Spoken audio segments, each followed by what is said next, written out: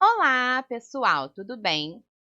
Nesta última parte sobre as biomoléculas, nós iremos falar sobre os ácidos nucleicos e as vitaminas.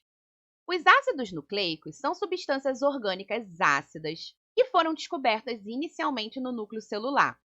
Essas moléculas podem ser de dois tipos, o DNA ou o RNA. DNA é a sigla usada para indicar o ácido desoxirribonucleico e RNA é a sigla para o ácido ribonucleico. Os ácidos nucleicos são macromoléculas presentes em todas as células vivas e constituem a base química da hereditariedade.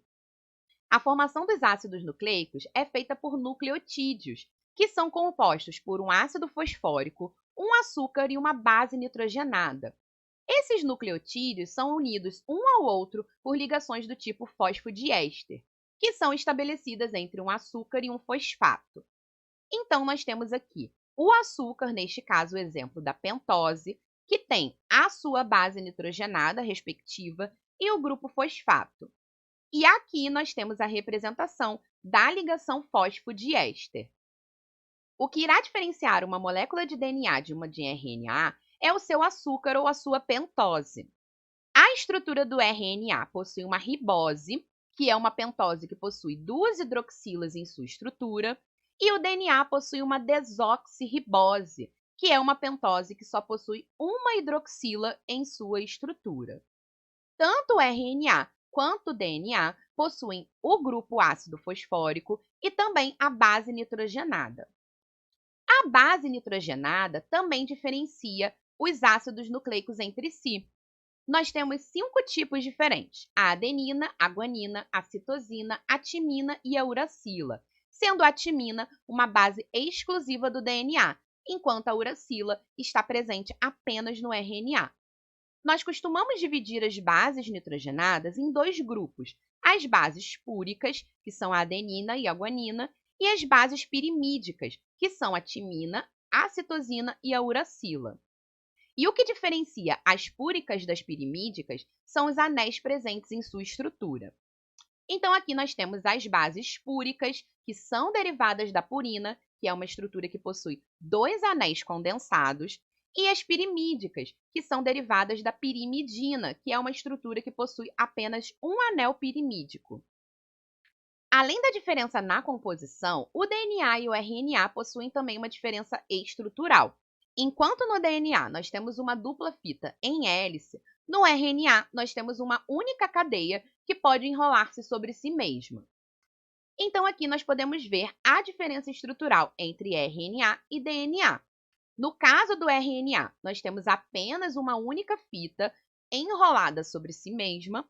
As bases nitrogenadas não necessariamente interagem entre si. E no caso do DNA, nós temos a dupla fita com ligações entre as bases nitrogenadas.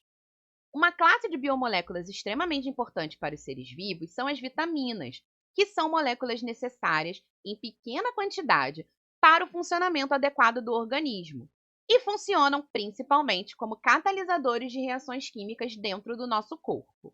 Na falta de vitaminas, o nosso organismo pode não conseguir realizar atividades essenciais, gerando problemas graves de saúde. As vitaminas podem ser classificadas em dois grandes grupos: as hidrossolúveis e as lipossolúveis. As vitaminas hidrossolúveis são aquelas que são solúveis em água e são armazenadas em pouca quantidade em nosso organismo. Por isso, é necessário ingeri-las diariamente. Já as vitaminas lipossolúveis são aquelas que são solúveis em lipídios ou as gorduras, e por essa razão são armazenadas por mais tempo, não necessitando de ingestão diária. Começando pelas vitaminas hidrossolúveis, nós temos as vitaminas do complexo B. O complexo B é um complexo formado por 8 vitaminas, que possuem papel no fornecimento de energia para o corpo, pois ajudam no funcionamento do sistema nervoso e na manutenção do tônus muscular do sistema digestório. Elas podem ser encontradas em cereais, ovos, carnes, hortaliças e frutas. O complexo B é formado pela B1, que é a tiamina, a B2, riboflavina, B3, niacina, B5, que é o ácido pantotênico, B6, que é a piridoxina, B7, biotina, B9, ácido fólico e B12, que é a cobalamina. Aqui nós temos a representação da estrutura das vitaminas do complexo B. A vitamina B12 é a mais complexa e possui um átomo de cobalto coordenado a átomos de nitrogênio na sua estrutura. Algumas fontes de vitamina B são o brócolis, os cogumelos, o abacate, queijos, frios e também alguns cereais. Outra vitamina hidrossolúvel muito importante é a vitamina C, que é composta essencialmente de ácido ascórbico. A vitamina C está relacionada com a manutenção dos capilares, formação do colágeno, produção de hemácias, formação de ossos e dentes e também a absorção de ferro. Nós podemos encontrar a vitamina C em frutas cítricas como limão, laranja e acerola, no brócolis, no tomate, na couve, entre outros. Agora falando um pouco das vitaminas lipossolúveis. A vitamina A é composta essencialmente de retinol e ela atua principalmente na nossa visão, na manutenção da pele e na imunidade. Ela pode ser encontrada em alimentos como fígado, ovos, leite, vegetais da coloração verde escuro e vegetais amarelo-alaranjados, como o caso da cenoura. A vitamina D é composta essencialmente por uma molécula chamada de calciferol e está relacionada principalmente com o metabolismo dos ossos, sendo responsável por evitar o raquitismo. Essa vitamina pode ser encontrada em óleo de fígado de peixe, gema de ovo e manteiga. Nós podemos ainda produzir essa vitamina em nosso corpo quando realizamos uma exposição adequada ao sol. O grupo chamado de vitaminas K é formado pela filoquinona e pela menaquinona.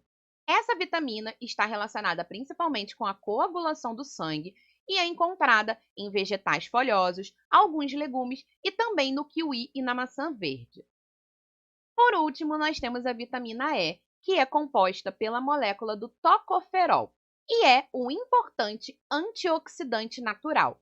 Ela pode ser encontrada em óleo de milho, germen de trigo, alguns grãos e laticínios.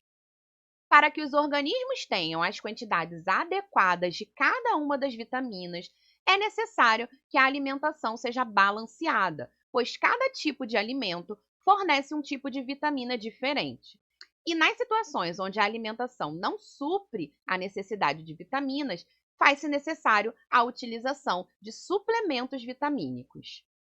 Bom, gente, essa foi a nossa aula de hoje. Espero que vocês tenham entendido e até a próxima!